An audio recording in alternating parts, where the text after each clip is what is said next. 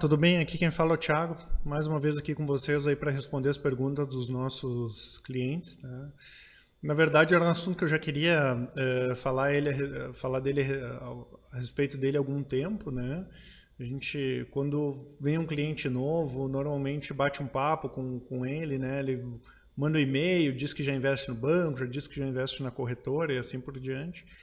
E eu até coloquei esse título aí, Corretora Malvadona, né? Porque nos últimos anos aí as pessoas antigamente falavam mal do banco. Ah, meu gerente não entende nada de investimento, não sei o quê. E começou a se transferir isso para as corretoras. Corretora, os caras me venderam um negócio que não presta, não sei o quê, né? E na verdade eu fiz quase toda a minha carreira financeira em corretoras, eu trabalhei em 4 ou 5 corretoras, né? E eu entendo bem como funciona essa questão de atendimento ao cliente, né? Obviamente, a Capitalizo não é uma corretora, né? Nós somos uma empresa de recomendações e análise e consultoria. E, na verdade, não fazer parte de uma corretora nos dá muita liberdade, né? Porque não importa para a gente onde o cliente tem o dinheiro dele aplicado, pode ser no banco, pode ser numa corretora X, na Y, para a gente não importa, né? O que importa é que ele tenha bons produtos, né? Então, obviamente, não tem nenhum conflito de interesse, eu vou vender o produto porque a minha comissão é maior, né? Então, antigamente, se tinha isso no banco, as pessoas falam, não, mas na corretora estamos vendendo fundo tal porque o repasse para o assessor é melhor, né? Claro, né, pessoal? Todo mundo tem que ganhar dinheiro, todo mundo tem a sua remuneração, né? E eu conheço bem os dois lados da coisa. Eu sei quando o assessor ou o corretor ele não é bem intencionado e tem o lado que o cliente também não é bem intencionado, né? Eu até nem quero conversar sobre essa parte de má intenção ou não, porque aqui a gente está pressupondo que as pessoas são honestas e elas têm boa intenção quando elas fazem alguma coisa, né?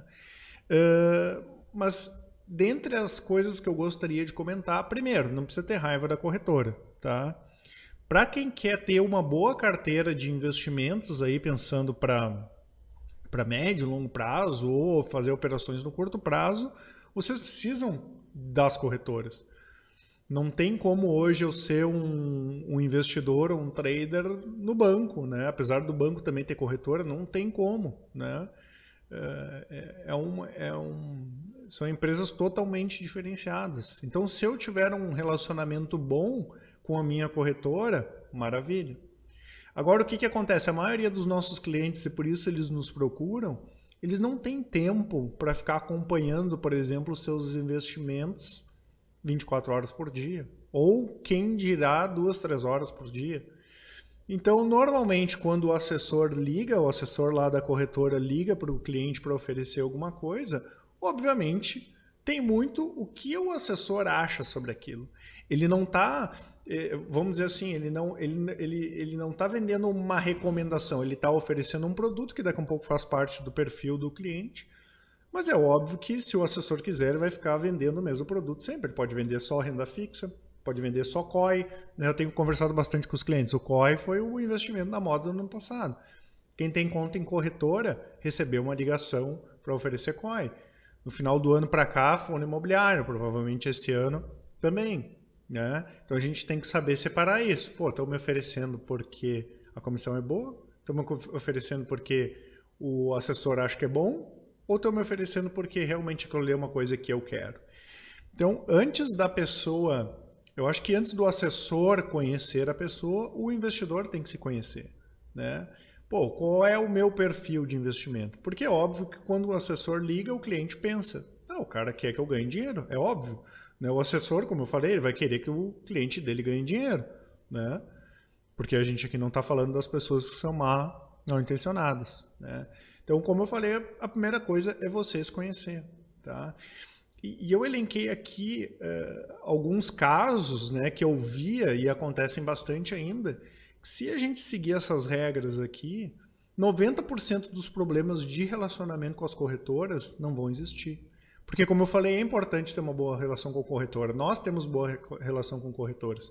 Às vezes tem produtos de renda fixa que lá no sistema está marcando 103 do CDI, e eu sei que se eu conversar com um assessor lá, eu vou conseguir a 105, 106 e vou passar para o meu cliente. Da mesma forma que nós temos um relacionamento bom com gestores, né? Gestor de fundo imobiliário, gestor de renda fixa, gestor de ações, assim por diante. Então, o primeiro é ter um bom relacionamento. Para a renda fixa, para o investidor que faz investimentos em renda fixa através da corretora, qual é o principal motivo de problema? Né? Na verdade, são dois. Primeiro, aqueles títulos que têm ágio ou deságio, se eu tirar antes do vencimento, incluindo aí debêntures ou títulos públicos, né, que eles têm o que a gente chama de marcação a mercado. Se eu comprei uma debênture IPCA mais 5, eu vou receber IPCA mais 5 até o vencimento. Agora, se o vencimento tem 5 anos e eu retirar antes, vai depender de como tiver a taxa de juros. Se a taxa de juros cair, pode ser que eu tenha ágio. Se a taxa de juros cair, eu posso ter um deságio. E eu tenho que ver também que nem sempre eu vou conseguir liquidez para sair antes de uma debênture, por exemplo. O título público é mais fácil. Tá? Então, a primeira questão em relação a isso. Títulos que são pré-fixados ou atrelados à inflação, eles têm marcação a mercado. Eu tenho que entender que o meu título pode valorizar ou desvalorizar. Aí, na hora de comprar, eu não prestei atenção nisso, lá na frente posso ter problema. Segunda questão de renda fixa é a questão do prazo de vencimento. Tem títulos que eu não consigo resgatar antes do vencimento. Eles não têm nem carência. Vencimento em 5 anos, eu só consigo tirar daqui a 5 anos, eu não tenho como resgatar antes. É ruim esperar 5 anos? Não, mas eu não posso precisar do dinheiro. Não posso colocar 100% do meu capital para 5 anos, eu posso precisar do dinheiro na semana que vem. Então, às vezes, o investidor ele fica, né, com aquela atração para ter uma rentabilidade maior, né? E aí ele vai precisar do dinheiro, não vai conseguir resgatar. Pô, se for me oferecer um título de rentabilidade boa, eu tenho que prestar atenção no vencimento. Essas duas questões aí matam 90% dos problemas que eu posso ter numa corretora com relação à questão dos títulos de renda fixa. Tá?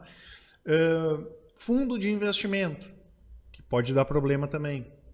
Porque normalmente é mais fácil eu vender qual fundo? Aquele que tem uma rentabilidade boa. E normalmente aquele fundo que tem uma rentabilidade acima da média, ele tem uma exposição a risco maior.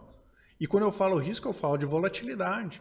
Por exemplo, nós aqui somos tarados do fundo multimercado, mas o fundo multimercado ele tem volatilidade. Né? O sonho do brasileiro é receber 1% ao mês. Aí tem muita gente já vendendo. Não, é óbvio que dá para ganhar 1% ao mês. Olha aqui, esses fundos aqui estão dando 1,5% ao mês, deram 20%, 30% em 12 meses. Sim, mas eles são fundo multimercado. Né? Não é qualquer fundo que hoje vai render 1% ao mês com todos os dias só o meu dinheiro subindo. Então, pô, foi oferecido um fundo que tem uma rentabilidade bem acima da média, ok? Olhem o gráfico desse fundo. É uma coisa visual. Eu olhei o gráfico do fundo, claro, se o fundo tiver um histórico, eu olhei o gráfico do fundo, é sempre uma retinha, pô, é sinal que o risco dele de volatilidade é menor, ele tem uma volatilidade menor. Agora, me ofereceram um fundo que está dando 20% nos últimos 2 anos, ao ano, vamos dizer assim, mas eu olhei o gráfico dele, é para cima, é para baixo, é um eletrocardiograma. Pô, eu tenho que tomar cuidado, porque nem sempre ele pode dar uma rentabilidade positiva. Ele pode passar o ano inteiro dando uma rentabilidade negativa. Então é visual. Bater o olho ali já é um primeiro sinal se o fundo tem uma volatilidade grande ou não, porque daqui a um pouco eu coloquei na expectativa que meu dinheiro fosse render, não tenho perfil para aquilo, meu dinheiro desvalorizou, e aí eu vou resgatar com dinheiro desvalorizado? Complicado. Então um fundo de investimento é esse tipo de cuidado que eu tenho que ter. Tá? E por fim, bolsa de valores, principalmente para as operações que são alavancadas. Né? O que é operar alavancado? É operar com mais dinheiro que eu tenho. Né? Ah, não, tu coloca uma garantia de 2.000 e pode ganhar 3.000 ou perder 6.000, vamos dizer assim. Pode botar 2.000, aí tu ganha 10 e pode perder 3. Perder 3 é muito ou pouco? Depende, né? Depende do perfil da pessoa. Depende do tamanho da posição dela. Uma pessoa que tem 10 mil reais, se perder 3 mil é 30% do capital dela. Uma pessoa que tem 1 milhão é pouquinho, não faz diferença. Né? Então, sempre que me oferecerem uma operação que possa ter alavancagem, que o ganho dela pode dar 800%, 900%, eu tenho que ver a perda. E eu não digo só o valor da perda percentualmente, mas a perda em reais. Tá, se a operação der certo, eu vou ganhar 10 mil reais. Mas se a operação der errado, quanto eu vou perder? 5%? Não, não quero saber em porcento, eu quero saber em reais. Ah, eu vou perder R$1.000. Cara, R$1.000 para mim não tem diferença. Tranquilo? Esse é o máximo que eu vou perder, R$1.000, é o máximo que eu vou perder, ok? Ah, mas quanto é que é o máximo que eu vou perder em reais? 20 mil. Não, 20 mil não posso perder. Então não entra na operação. Tá? Para operações de bolsa é isso. Né? Então, seguindo essas regras aqui, a gente sempre vai ter uma boa relação com o assessor. Né? É interessante sim ter uma boa relação com o assessor. É interessante ter um assessor, mesmo para aquelas pessoas que investam sozinhas. A maioria das pessoas que são nossos clientes nem precisa do assessor, a gente indica, a não ser que seja por uma coisa operacional, né?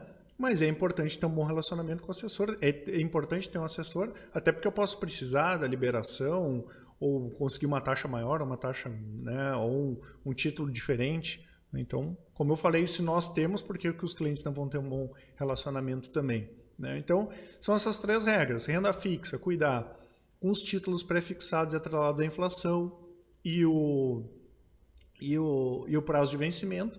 Os fundos, a volatilidade do fundo, primeira coisa. E em relação às operações em bolsa, a alavancagem é eu ver o meu valor financeiro que eu posso perder em cada operação.